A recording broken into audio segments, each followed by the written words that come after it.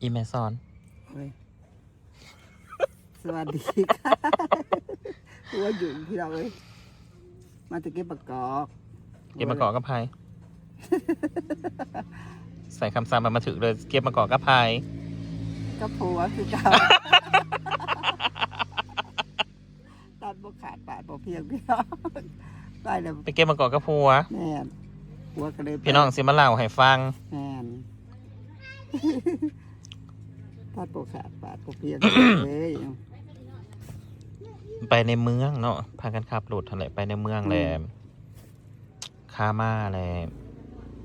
มันแสดมาแสดมาเลยเฮาเลยต่อไปว่า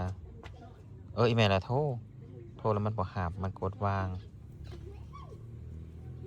มันว่าอย่าโทรแสดเอามันว่าเราบอกว่ามึงออกมาเดี๋ยวนี้วะออกไปยังอาห่วยออกมายังกะออกมาแหละกูมีเวียกนี่ มึงไปเดี๋ยวใดมึงกะมาเดี๋ยวนั้นเด้อวะแล้วมันก็ย่างออกมาพี่น้อง ยาวมาสิ มันย่างออกมาได้ ตัวลงไปที่มันหลัดใช่ มันย่างออกมาได้ไหมโอ้แม่นไม่เอ้ยดีมึงไม่จะได้เห็นจากชาติแล้วมันก็แบบไม่เราคือเราตัวโนมาหลัดคือ บ่ได้ เอาว่าบ่เฮิงคือมาถ่ายมันทุดินมันก็ย่างหลาดออกมานี่ดิมันก็บ่ไกลเนาะแดดมันแรมออกมากะเฮาก็ว่าเอากันมาในโหลดอีแม่สิเอาจังได้แม่อีแม่ทำท่าซะก่อนเด้อว่ะวางแผนกันไว้ให้ดีว่าสิเอาจังได้อีแม่ปากเองอีแม่ว่าเองอีแม่ทำเองเด้อมากับอีแม่ทำเฮาน่ะคิดไว้แล้วก็อีแม่ก็คิดว่ามันบ่ไปใส่ดอกมันจะกลับคืนมาหาแม่คือเก่าประมาณนี้เด้เฮาก็ยังคิดเลยว่ามันบ่ไปใส่ดอกแม่เดี๋ยวมันก็คืนมาบาดนี้พอมาถ่ายคลิปมันคนละเรื่องเดียวกันเลยบาดนี่พี่น้องมันปฏิเสธอีเมย์เฮาจนจุกมันบอกว่ามันบ่ครบต่อฮะดิมาแล้วพี่ดอกเลยบ่ครบต่อนั้นเพิ่นเครียดแห้งไปเก็บก่อนแล้วเพิ่นเล่าเดี๋ยวเฮาเดี๋ยวอีเมย์จังเราบาดนี้เฮาก็ว่าเอ้านอกจากที่ปิดคลิปกันแล้วบาดนี้อีเมย์ก็ว่าอีเมย์ทำใจได้บ่ว่าก็เลยว่าให้อีเมย์ง้อมันซะกันคิดว่าสิบ่รอดเลยมันว่าอยู่เด้ในคลิปนะว่ามันอยากหาย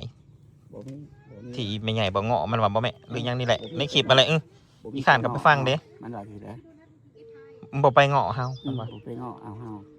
มันนอนในเก็บนั่นเลยไม่ก็บ่จักบาดนี้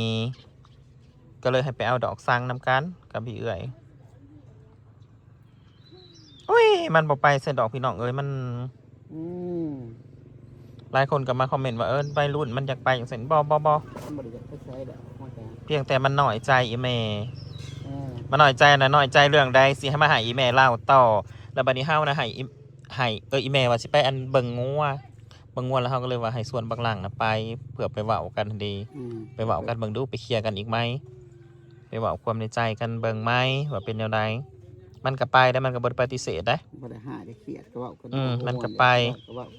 กับอีเมย์ไปเลยเป็นอะไรแม่ว่าสุทันผสมพังดูแม่พี่น้องบัดนี้ละไปแล้วก็ไปหลอกเบิ่งงัวก็เฮ็ดงัวแล้วในทุ่งนาแล้วก็เลยไปเก็บมะกอกพอต้นกอกก็เลยถามเบิ่งบ่ได้เซิงกันบ่ก็บ่ได้เซิง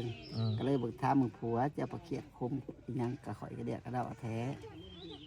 ข่อยคือว่าข่อยฮักแพงเจ้าผัวเลยเล่าออกข่อยเครียดนั่นไปข่อยนอนในเก็ดจีอันนี้พี่น้องเก็ดข้าเจ้าใส่เครื่องกล้องขนมเด้พี่น้องขนมเลยเป็นขับไปขานอนในโกนอันผ้าห่มกับบ่มีผ้าหนาวล่างขนมพอดีล่างขนมนั่นผ้าห่มกับบ่มีผ้านุ่งเสื้อแขนสั้นได้มื้อน่ะเสื้อขยาวผ้าแก้ไว้จังซี่บัดนี้ผ้านุ่งเสื้อแขนสั้นไปนอนแล้วมันเลยเกิดเครียดมันน่ะมันเลยอยากหายมันเลยอยากหายไปเราจังไปกุมมะกอกจังเราให้เมียพังเจ้าแล้วสิไปปลุกเอาข่อยมานอนอยู่บ่อนก็บ่ปลุกกับแม่เข้าบ้านจะได้บ่ไปเงาะเอาแล้วพี่น้องลูกนะเขาเจ้าว่ามันไปเงาะนี่มันให้แม่ไปเงาะนี่ไปเงาะใช่บ่ได้แท้มันไปนอนอยู่ในรังขนมบ่ได้แก๊สรังขนมกล่องขนมนะไปปลุกมานอนบ่อนหั่นเด้เมียเขาบ่ไปปลุกซะเมียก็คิดว่ามื้อนอนถึงยามมื้อเช้านั่นเด้พี่น้องอยู่ในส่องบ่าวบอยให้ดีเขาไปเบิ่งกว่าเขาไปถ่ายคลิปไปเบิ่งนะไปเพราะว่านอนโคตรนึง บ้านนี้อีแม่ก็บ่ไปใกล้มันอีกแล้วพี่น้อง กับไปเป็นจะกลับจะดำ เพิ่นก็ขี่รถอีแม่มาเบิ่งแม่บ่แม่นมันแข็งแล้วบ่นี่นางก็บ่ได้สนใจนางก็ขี่เจิดขึ้นเมือ เพราะมันเครียดกับแม่ก็มัน กระสมน้ำหนานั่งหายอยู่มื้อนี้นะ พี่น้องเลย มาจากปลาหัวเพิ่น กับแม่อยู่ ปัดว่าตัวเองผิดบ่บัดนี้ ก็มาอ่านความผิดของตัวเองกับแม่แล้วเขาเป็นถือคือไม่ใหญ่น้ำไม่ใหญ่ก็จะเครียดคือกัน แถมพอบ่ไปส่องบางมันอีก ผัดมือเช้าว่ามาส่องมืออีแม่ ลูกเอิ้นไปส่องก็บ่ไปส่องเด้อเดียวนี้นะบ่ห่วงผัวก็เจิดขึ้นเมื่อเสย อันใดก็บ่งออันใดก็บ่งออันนั้นเลยมันก็เลย โอ้ยบังเอิญลูกตื่นมาแต่เช้าซื่อๆเด้อมื้อนั้นนะ เนาะเขาจะเมื่อแม่ ลูกบ่ได้ฮู้ว่าลูกน่ะคิดว่ามันมานอนแล้วอีแม่ถ้าแม่ลูกตื่นสวยหน่อยนะลูกก็สิบ่เห็นอีแม่โหดสวนแล้วล่ะอีแม่ขึ้นเมื่อลูกก็สิบ่เห็น ก็บ่เห็น บัดนี้ลูกก็สิมาเห็นแต่ บอดมานอน หากมันสิลุกแล้วแหละเพื่อลูกลงมาก็ได้ แต่ละมื้อนะ มุยผูปลูก ลูกมันต้องลุก อย่ามันนอนม้วนไปเลย มันบ่ม่วนดอก มันหนาวเนาะกระเดา ก็เลยไปว่าจังไดกัน ก็เลยไป สิรีเทิร์นบ่เดินได้นะรีเทิร์นกลับมาหากันคือเก่าบ่คำ แรกมาแรงนะเจ้าชินอนตู่มันขออยู่บ่เนี่ยเอาไว้ก็นอนกับตัวน้อง น่ะมันยังงอนอยู่บ่ ก็ยังว่าอยู่ห้องเด็กมันสิยินพระแล้วว่าให้นอนกับตัวน้องจะได้ยินผัวมันจังว่า ไอ้แม่ว่านะฮะแล้ว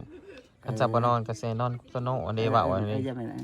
เนี่ยเอาไว้เขานอนกับตัวน้องบ่ขอพระในคืนมันก็สิมานอนอยู่เพิ่นก็ได้มันก็บ่ได้ว่าเนี่ยบ่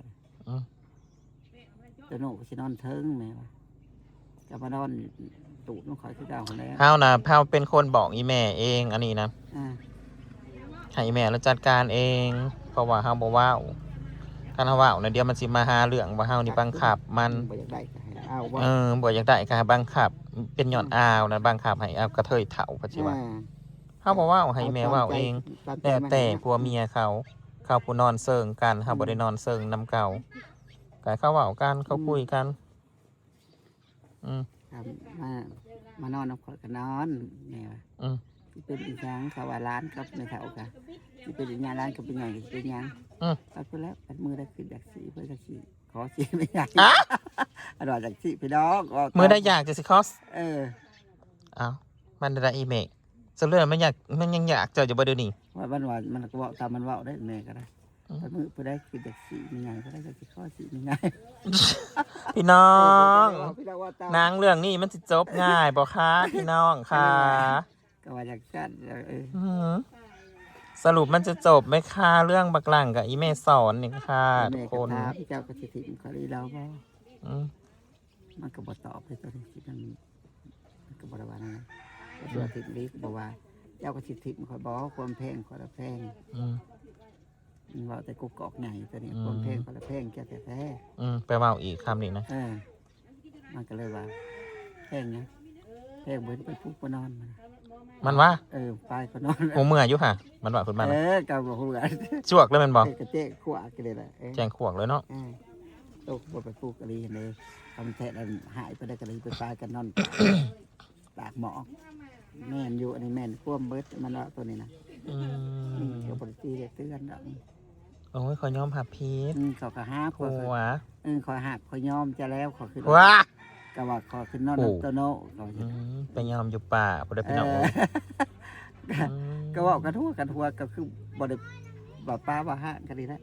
คือแต่เก่าแล้วนางน่ะบ่ได้สนใจสำหรับผัวนางน่ะเป็นบ้า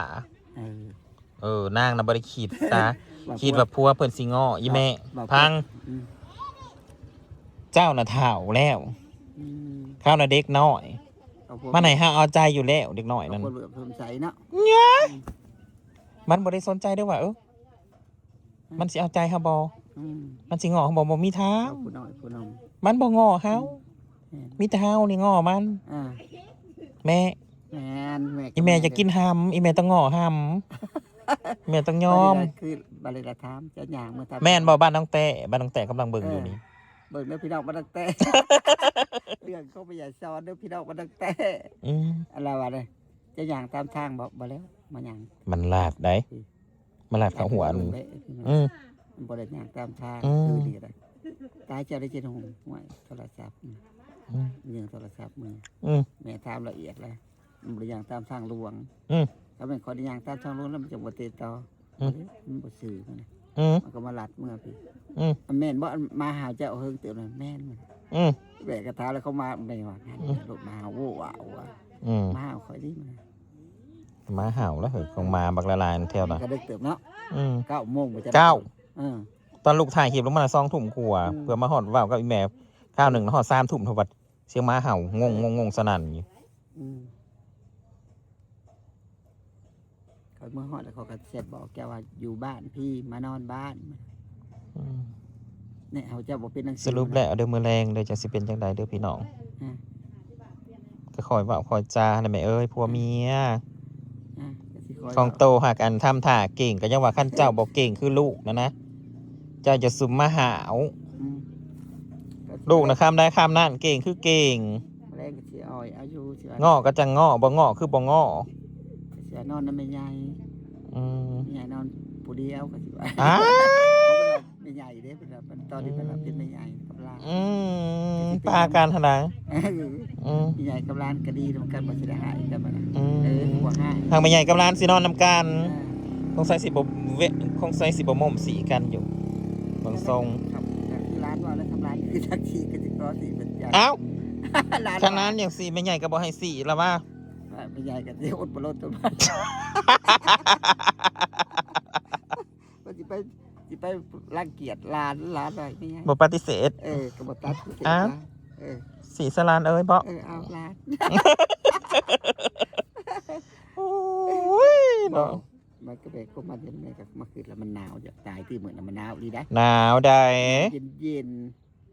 มันไปซุปมันอยู่ในหันแล้วมันจึงนอนรับเป็นลูกนอนบ่รับเด้อท่านโตแกตะลึกบดตีนขึ้นมาแกตะลึกหนาวบ่พ่อยุ่งอีกเลยฮะนะปลาบดหุ่มแอวได้ใกล้ประมาณนี้แหละก็เพิ่งยุ่งกินนวลปลาบดหุ่มเสือแค่ย่าหมดนะพี่น้องปองปลายรอรุ่นเด้อพี่น้องมื้อแรงคู่พระนางจากร้านสินอนนำหรือเปล่าร้านสิไปนอนไซเดือน80 บาทซ้ำนี่เด้อพี่น้องพี่น้องที่หนักที่นายบะเล่งพอพังข่าวใหม่แม่ใหญ่ซ้อนสีหายบริจักได้ทาเบิงบ่หายดอกมากระซื้อบ่หายแล้วดีกันเลยเด้อเหรอคงจ่องสีกันอยู่หงอันตอนนั้นก็เสียหายว่าเครียดมันใจอ่อนโอ้ยมันปวดกับอ่อนมันอ่อนเพราะมันขืนมันเครียดแห้งไปอ่อนกับบ่อ่อนมันน้อยใจปตีดอกพี่น้องเลยอ้าวแม่นคั่วมันอยู่สรุปแล้วผัวถือบาทนี้ถ้าแม่ใหญ่ซ้อนน้ำอยากตายแม่ใหญ่ซ้อนจะว่าสิหอบเพื่อหอบสิได้มันบ่หอบเมื่อนั้นถ้ามันแทนคือจะนี่มันอดบ่ได้พออย่างมื้อนอนเนาะอย่างมื้อนอนมันใหญ่นี่ดีแต่มันบ่ไปตั้งแต่คืนนั้นนั่นแหละมันหนาวแห้งโอ้ยมันเครียดเพิ่นบ่ได้ฮู้พี่น้องเพิ่นบ่คิดว่าเพิ่นอายุ13คิดว่าเพิ่นงามกว่าหมู่ว่าอายุ13ว่างามกว่าหมู่ว่ามาสู่อยู่คู่มื้อคู่เว้นผู้บ่าวเอาก็เลยบ่ง้อบ่แคก็เลยพี่น้องว่าคลิตน้องพี่น้องสุดท้ายกับสิตายน้ำพัวคือเก่าก็ว่าโน้หัวหมวนกันนี่แหละ